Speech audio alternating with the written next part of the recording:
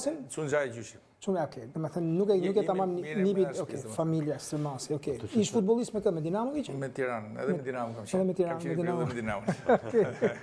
Haredi që shumë e që përmendi rastet tona, për mua Anglia nuk kishte impenjim masën maksimumi 60%. Nëse rastet atyre, po të shkëm 3-4 herë Sakaj e tjetë ishin tek për tek në 2 metra me e pa lejushme, dhe 2 gol që i pësuam ne, i pësuam për fajt. Për mendimin tim, goli me kokë i Harry Kane ishte fajt Gjimshitit. Mes 2 mbrojtësave tonë me kokë është edhe mbrojtësi që ja mori kohë. Vetë goli i parë ishte devijimi mbrojtësit tonë. Ali që devijoi, nuk e devijoi si. Po goli me kokë, ku ishte Gjimshiti? Po para. Aty që edhe Gjimshiti dhe aty Gjimshiti e dyra bashkë për qenë mbrojtës, jo me dalë në sulm. Po, edhe Smajli. E lanë vetëm. Mes të dy bëj goli.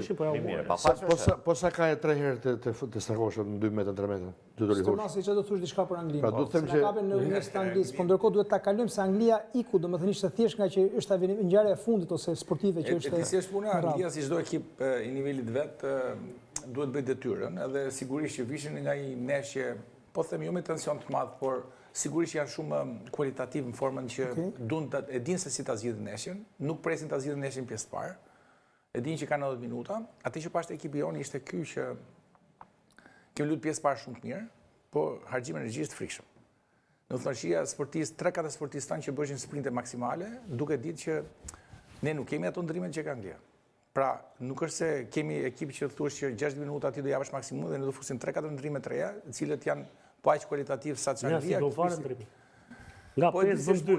Dhe të dyja detyrojnë. Unë e mirë kuptoj në herë Silvion sepse nga që nuk ka besim të madh te grupi i rezervave, që ato do futen në 100% kapacitetit, ai ka frikë që ngel gap.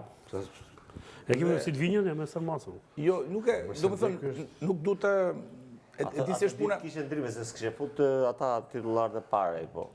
Po shiftem, për shembull pash lojtarët më të mirë tonë, për shembull Hoxha ka luajtur shumë mirë, ishte Uzuni ka luajtur maksimum të formës, me thënë drejtën. Pra është i vetmi lojtar i Joni i cili mante ekipin lart, i cili bënte presion dhe kishte frikë që Anglia na fuste në 30 metra tonë të fundit, se normalisht ato të fusin. Por thash, domethënë atë që pash gap, e parashim pjesë parë që ne do kishim këtë 30 minutat e fundit të neshit, do e kishim shumë vështirë me Anglinë.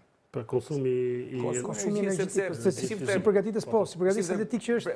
Përgatitja fizike, Redi e di shumë mirë, nëse ti nuk je i kthjellët, ti e ke pamundur të kapësh pozicionin, atë që po flasim pse Gjimshiti ishte në atë pozicion me Harry Kane. U kupton? Domethënë ti bën veprime instiktive, por nuk je kur në pozicionin e duhur, në momentin e duhur kur duhet. Tani kur thotë Ronaldo që trurin punon, po s'më përgjigjet trupi, imagjino niveli jon. Pra unë me mendje thot vazhdoj të jem Ronaldo që kam qenë, por trupi thot nuk më përgjigjet. Ma jepni pak grupin, ma jepni pak renditjen. Ky bën llogarit me Atletikën, por nuk është Shqipëria grupi i Shqipërisë. Grupin e Shqipërisë. Po shikosh ta që ti. Renditje finale. Po dëgjoj atje pas mbrojtja. Okej, atëherë të nderuar teleshikues, mbas ka çfarë 1 sekond. Të nderuar teleshikues, mbas mbarimit të gjitha ndeshjeve të grupit tonë, renditja përfundimtare ka qenë kjo. Tani ne jemi duke folur për Anglinë se sa e fuqishme është Anglia dhe se sa Anglia është pretendente për të marrë kupën e botës në 2026. Një detaj është që Anglia nuk ka pësuar asnjë gol në ndeshjet e grupit, apo jo? Po. Okej. Domethënë kjo tregon shumë. Ata nuk kanë pësuar asnjë gol. I kanë fituar të gjitha ndeshjet. Meqense kemi këtu tanin. Ma e pak dhe tabelën, dhe ndërkohë edhe një tjetër, tabelën. Dhe Shqipëria ka arritur 14 pikë, një më shumë se Serbia, dhe sikur se thuhet zakonisht në tilla raste, a jemi live. Kush kupton, kupton. Tani më themi çka një për statistikë për tanin. Është hera parë që si në kodë Jugosllavisë, si tani në demokraci kemi shënuar gol për herë parë në Jugosllavi, në Serbi, për herë parë në histori. Tanë më në shënim këtë, nuk e di. Asnjëherë s'më shënuar, as gol asnjëherë, hera parë. Po vetëm Ballkaniat në 46. Asnjëherë. 3-2. Ka dalë 3-2 ndeshje këtu. Ne po them në Jugosllavi tash se kemi bërë gol këtu në Serbisë. Jo, asnjëherë, atje asnjëherë. Ashtu si kemi bërë, tani ashtu si kemi bërë gol. Atje statistikë. Kjo që thotë puna e live-it, mos të hyjmë fare se e mori tani në dorë për investigimin. E mori për investigimin tani. Okej. Thash dhe njëra, jemi live, kush kupton, kupton. Tani, ma jepni pak full screen atë që ju kërkova, ju lutem. Ekran të plot. I kemi apo jo? Andorën kërkova. Okej, atëherë kemi dhe Andorën dhe ja ky është goli me Serbinë, sepse i kërkova pikërisht nga që jemi duke folur për Serbinë. Dhe kjo është momenti i golit. Shqipërisë. jo vetëm të futbollit. Ndeshja në Serbi, ndeshja e gjitha. Pse? Sepse, në parë njerë dihet ajo se çfarë përfaqëson Serbia, çfarë problematikash kemi ne me Serbinë. E dyta po luanim në një fushë kundërshtare në cilën të dy skuadrave i duhej fitore me patjetër.